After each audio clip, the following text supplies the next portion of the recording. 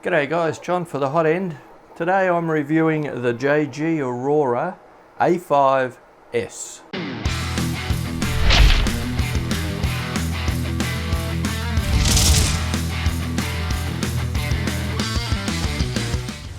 G'day, we're back. As I said, the JGAurora A5S. This printer is an upgrade to the original JGAurora A5. I didn't see the original, so bear with me if I make a mistake here, but I believe it has a lot of replacement parts that were blow mold plastic, which are now all metal, and I'm not sure about anything else, but that's the one I do know. It's yes, it's another Chinese printer, and it's printing at the moment. This one has a bed size of 305 by 305 by 320, which is just slightly bigger than some of the others that are on the market. And I'll just go through some of the key features with you first. It comes with a aluminium heated bed with a glass top, and that glass is treated in the what they call the black diamond finish, which is some sort of a spray on, I don't know what it is, PEI maybe, but according to them everything sticks to it, and you never need blue tape and glue and all that stuff ever again. It just works nicely. We'll get to that shortly. The other thing it's got is a power fail feature. Now the power fail feature on this machine works really well. You'll see in the clip that I've tested it out. Turn the power off, turn it back on, and it picks up after it preheats exactly where it left off. Works as it should. It also works multiple times on the same print job, which I have also tested. I've had 3 power offs in succession with the same print, and it still keeps going back and resuming, so that's great too. One thing, no, I'll get to that when I come to the things I don't like. So, power fail it has. It has a Bowden type extruder, which you load via an automatic loading system, which you'll see in the clip. This system, you just push the buttons, it unloads the entire length of the Bowden tube, and then when you're ready you push go again, and it reloads the full length of the Bowden tube down to the extruder. A nice touch, yeah, works nicely. We have a full color touch screen, which is nice to use. It's very clear, very precise, easy to follow. Everything you need is on there, so that's great. What else have we got? It has twin Z lead screws, which are very good, very smooth, and everything runs on linear rods with the IGUS type linear bearings. So it's printing at the moment, and I don't know if you can actually hear that on this microphone, but it's nice and quiet actually. Now, the other thing that is really nice with this printer is the overall design of the printer. It comes in 2 parts, the gantry part and the bottom and bed. It's all pressed steel. It's all molded around nicely so that it has strength built into the design. It has safety features like this piece across here, some side panels here, which means you can't get fingers caught in belts and that sort of stuff. And the bed actually moves backwards and forwards on the top of the case that handles all the electronics. The actual bed rails and the belts and everything are inside the box, and there's a slotted side, and the bed goes backwards and forwards. The spool holder on the back over here, I think you can see it, is unobtrusive and within the limits of the measurements of the printer. So the whole thing is a really nice, neat package. That's what she said. Its depth, you would need a nice deep table to sit it on, but the same with any printer really. But everything is contained. There's no leads hanging out anywhere. Your power cord, of course, but everything else is contained. Your wiring is contained. Your X-carriage wiring is all contained within the printer. So it's a very, very neat package. I really, really like that aspect of this printer. It heats up nice and quickly on the heated bed. I've only taken it to 80 degrees, and I'll tell you why in a second. But it's very nicely set up to print all your filaments, ABS even, if you had an enclosure to put on it. I believe the bed would get to 110, and it'll print PETG and PLA very nicely. I'll show you at the end some of the prints that I've done on this machine. I'll just go through some of the problems that I had with this machine. Now, I'm not sure if it's peculiar to this machine or if it's a general thing with the printer itself or the manufacturer or the quality control, but I'll just go through a few things that I found when I first got this thing. Firstly, putting it together. Yes, their blurb on the thing is quite right. It takes literally 5 minutes. It's 4 screws. This piece slides inside here. Screws go up underneath, and it's done. It's built. I guess I should have known from the fact that it came with a US power cord that this machine actually came preset for 110 volts, which I didn't really think about. I did have a look around the body and I couldn't see a switch anywhere. So of course I plugged it into our Australian 240 volts. Instantly fried the power supply. If it had have had a sticker somewhere or something in the instructions that come on the USB stick just to warn you, maybe it would have been nice. But anyway, I'll put that down as my fault.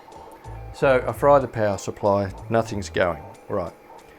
That gave me the opportunity to pull the whole box apart and replace the power supply, which I did. One pleasant surprise when I did pull it apart is the power supply was the Meanwell brand power supply, which is by far the popular choice with 3D printing people these days. The power supply that was in it was a 350 24 volt. Unfortunately, the only power supply I had on hand was a 320 24 volt. So I replaced it with that power supply, so it would actually heat up quicker with the original power supply. Mine was a little underpowered. So that was nice that it's a Meanwell, I think it is, power supply. The internals are nicely laid out, the wiring is nice and neat inside. I was going to take some photos, but I forgot.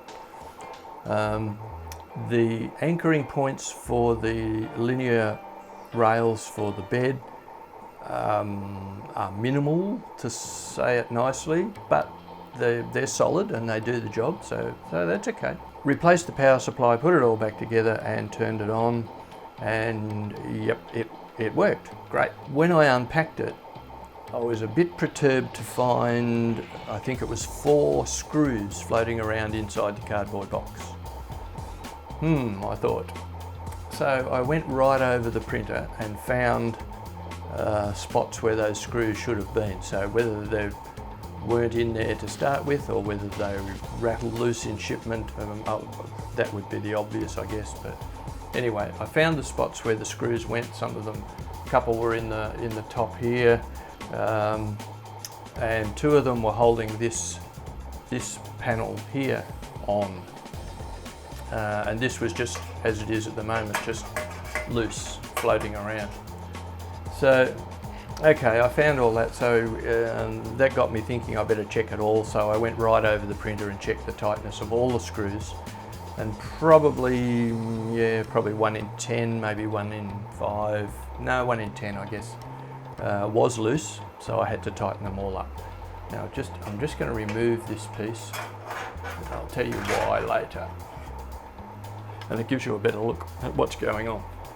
Okay, so that was another little problem. Yeah, it's no big deal. It's something you should do anyway, I guess. Okay, moving on to trying to get the thing to print. I couldn't get the bed to move properly. I could get it to home, but I couldn't move it independently. And I looked down and the extruded temperature was reading 350 degrees. And of course it wasn't. But that was stopping everything from moving because it was obviously in a max temp situation, even though it didn't say anything on the screen. That took me a little while to figure that one out. So I had to pull the heating element and the thermistor out of the heat block. Inspected it, thought I'd have to replace the thermistor, but no, it looked fine. It's held in place by a little metal plate.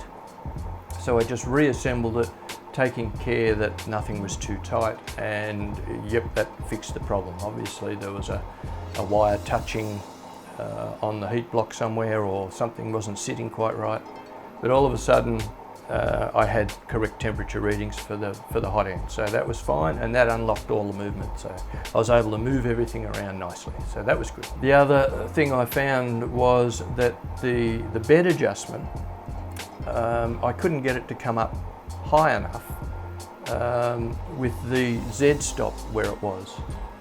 There was a piece, this piece here, on the bottom of the gantry, which is supposed to come down, hit the end stop switch and activate the end stop, but it was just, it was hitting too soon. I couldn't get it to come down far enough. So that was an easy fix, but you know, is it that the springs were too small? Have they been compressed during shipping? I'm not sure, but it was an easy fix. I just took the block out, replaced it with a screw, which you're probably looking at the moment, and adjusted the Z stop. It's just mounted by screw, and you can move it up and down a little bit, about 5 mil, I think you've got adjustment there. So I moved that around and finally got that so that I could level the bed nicely. But it did mean that that plate that you see across the front, I can't leave it on because it actually hits before the rest of the trigger, so I leave it off. It's no big deal for me. Okay, leveling the bed. That's another feature of this machine. It's called, I think in their advertising, as a semi-automatic bed leveling. Well, yeah, I guess you'd say it is. What it does, and you're looking at it now, is that it goes through the 5 actually leveling points, and it just moves the extruder to that point and homes the Z, so that you can slide your piece of paper around to get it level, and then continue, and it moves to the next point, and you slide your piece of paper around using the nuts on the bed to raise and lower the bed to get your level. And so you go through to the 5 points. Which, it's a nice touch. I quite like it. It saves having to move everything manually to do your bed leveling, and it does work. And it does stay relatively level. It's very little adjustment has to be done, adjustment between prints. It keeps its settings. There were a few of the things that I had problems with. Once I got that sorted out, and again, they're only niggly little things, but for someone that didn't know a lot about 3D printing, they maybe would have struggled, I don't know. Maybe not, there's lots of information around anyway. So anyway, I got the thing up and running and got it printing, and printed the, where are we? Not that one. That one. What comes with all the Chinese printers, the little money cat, which is on the SD. No, it's not an SD on this, it's a flash drive. And printed the cat.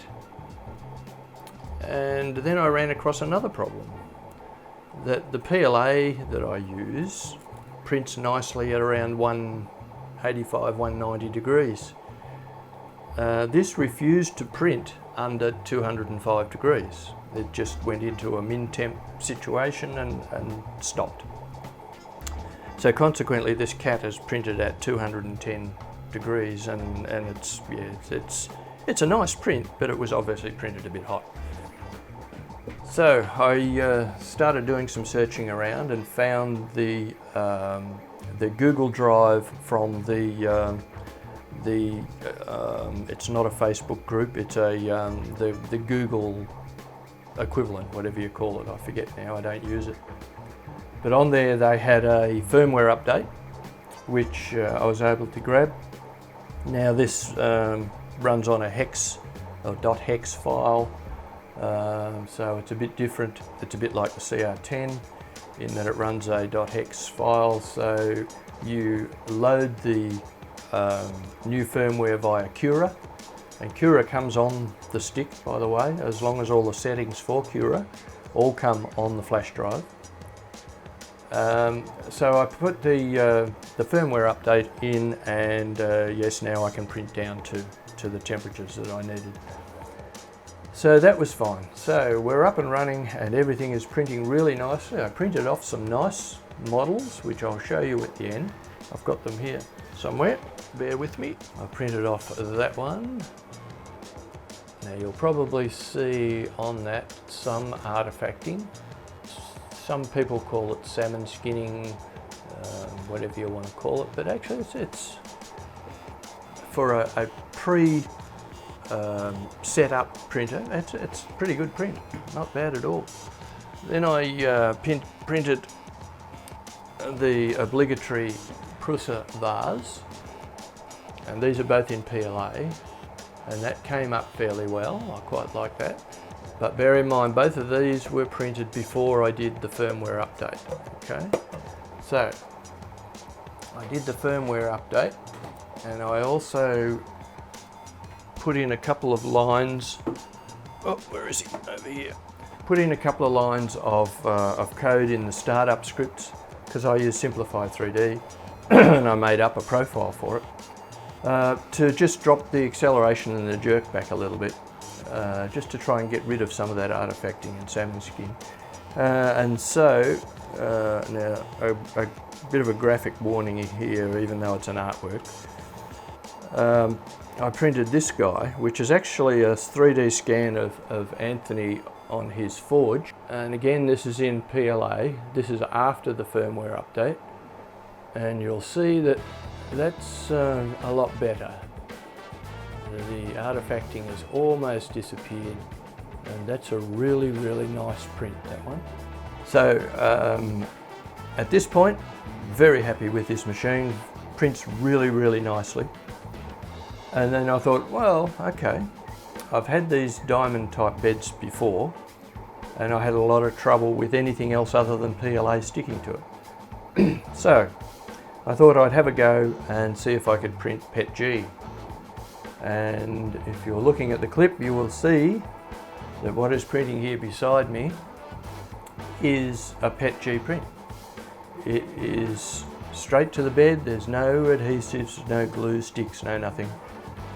Straight onto the bed, and that is a Aurora PETG print. It's printing on an 80-degree bed at 245 degrees, and that is looking awesome, I must say. That is as good a PETG print as I have been able to achieve on pretty much any of my printers. So, got to say that in general, this thing is working really nicely. Yes, there was a few hiccups at the start, but once I got through those, and anyone that buys one of these, hopefully they'll see this video and they'll be a bit pre-warned that what could happen, may not on yours. I might have been just unlucky. There you go. As I said, all metal parts inside, all the mounts are metal, the frames are all steel, the design is brilliant, and all in all I'd say this one is a winner. I would give it a good 7 out of 10, I reckon. Not bad at all. Okay, so that's my first impression review of this one, and I've had it going for about a week now, and I'll be doing more printing just to see how it goes. But at this stage, the quality of it, I'd see no problems in this one lasting the distance. And because it prints PETG so well, this may well be a keeper for me. Don't forget to subscribe to the channel if you like it, and like the video if you like the video. If you don't like the video, you don't like the video. That's easy. But let us know why you don't like it, please, so we can fix any problems. And as always, the disclaimer, this machine was sent to us by GearBest. It was sent to us no charge for the purposes of review.